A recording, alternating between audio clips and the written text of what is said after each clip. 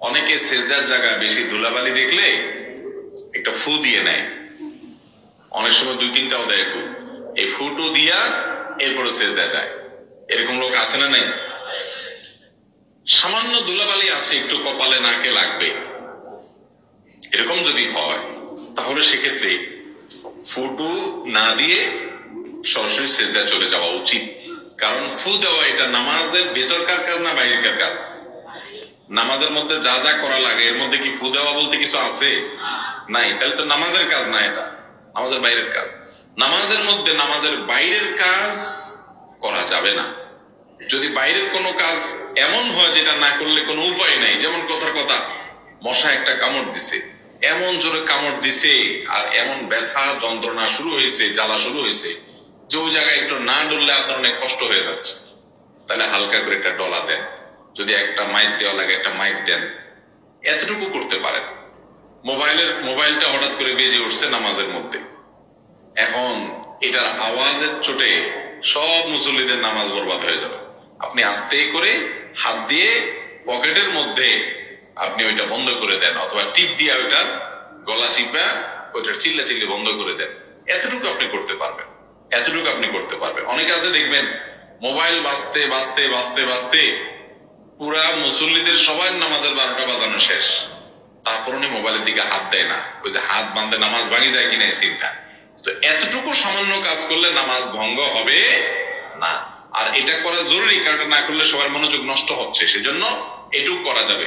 যদিও আগে থেকেই সাবধান থাকা উচিত ছিল, মোবাইল বন্ধ করে নামাজ পড়া দরকার ছিল। যেহেতু ভুলে গেছে কোনো কারণে, তো নামাজের মধ্যে আওয়াজ হলেও আস্তে করে চাপ দিয়ে, অনেকে আপনার প্রত্যেকে যে যেটা মোবাইল ব্যবহার করে যে বিভিন্ন বাটন টিপ দিলে এটা টিপ দিলে বন্ধ হবে, আনুমানিক আন্দাজে কয়েকটা টিপে শুরু করলে বন্ধ তো হয়ে যাবে।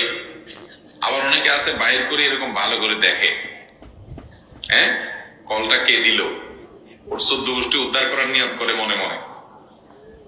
তো এই সমস্ত যদি করেন তাহলে নামাজ নষ্ট হয়ে যাবে। কারণ নামাজের মধ্যে যেটা নামাজের বাইরের কাজ সেগুলো যদি আপনি অনেক বেশি করেন, যেটাকে আমলে কাসির বলে, তাহলে নামাজ নষ্ট হয়ে যাবে। হালকা করতে পারেন। এখন হালকা আর বেশির মাপটা কি? মাপটা হলো আপনি যখন নামাজের মধ্যে এমন কিছু কাজ করতেছেন যেটা নামাজের কাজ না, এমন ভাবে করতেছেন যে বাহিরের কোন লোক দেখে সন্দেহের মধ্যে পড়ে যে আপনি কি নামাজে আছেন না নামাজের বাইরে আছেন। এরকম হয় না? আপনি যে দাঁড়ায় এরকম মোবাইল টিপা শুরু করেন দোনো হাতে, তাহলে তো বাইরের লোক দেখে বলবে কি ব্যাপার, এরকম মনে নামাজে দাঁড়ায় নেই, মোবাইল টিপে টিপে করতেছে। আর হালকা করে আপনার হাত বাঁধা আছে, আরেক হাত দিয়ে একটু টিপ দিয়ে বন্ধ করে দিচ্ছেন, তাহলে তো বোঝাই যাবে আপনি নামাজে আছেন।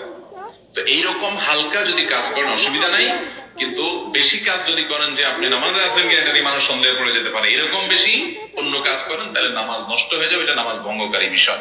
অতএব সিজদায় যখন আপনি যাবেন, একেবারে যদি 2 হাত দিয়ে খুব ফ্রি মোডে, যেটাকে বলে ফ্রি মোডে আপনি নামাজে আছেন, এটা বোঝার কোনো উপায় নাই। এদিকে একটা ফু, মাঝখানে একটা ফু, বাম দিকে আরেকটা ফু, হাত দিয়ে সরাই দিয়েছেন, এই হাত দিয়ে সরাই দিয়েছেন, আপনার হাবভাব দেখে যে কোনো লোক মনে করবে যে লোকটা কি নামাজে আছে না নামাজে নাই, নামাজে থাকে কি এত কিছু করে নাকি মানুষ।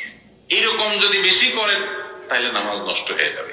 আর যদি হালকা একটা ফু দিয়া দেন, কোন রকম নামাজের মোডে আছেন, তাহলে নামাজ নষ্ট হবে না।